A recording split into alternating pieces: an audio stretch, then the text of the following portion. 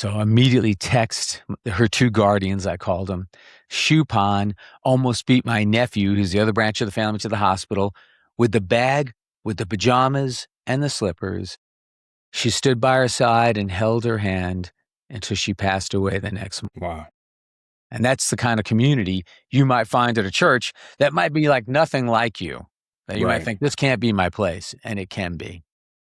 But so it's such a powerful story. I wanted to tell it, but let's bring that back into fatherhood, because I see that.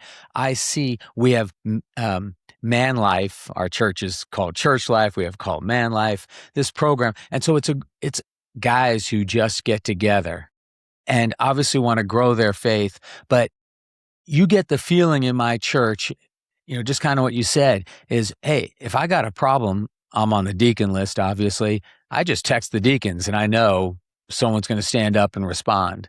Mm-hmm. And that's the kind of place. But then it extends out to your family.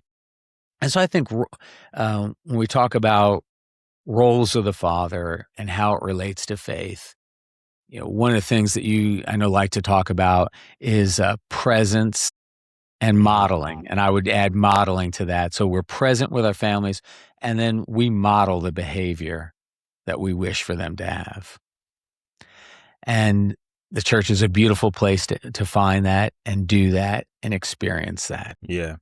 So I hearing you kind of talk about that, and even earlier, right? We're talking about finding a place where you belong, right? And everybody belongs somewhere.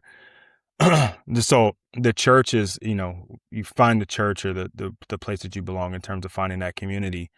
But then as a father or as the leader of a household, and maybe in your experience and your travels and your visiting and all of that, how would someone go about creating that kind of maybe belonging in their own home, right? Because I heard you say, you kind of, church is one of those places where you can bring the family in. But then how do you create that at home as well, right? Or how do you bring that with you once you know what I mean? Okay. No, that's great. And, I'm reflecting upon the question, because, one of the things that you have to have, that's important if you really want to accomplish the church experience, is you have to have the open heart and the open mind. You have to be receptive to different thoughts, ideas, people, and experiences.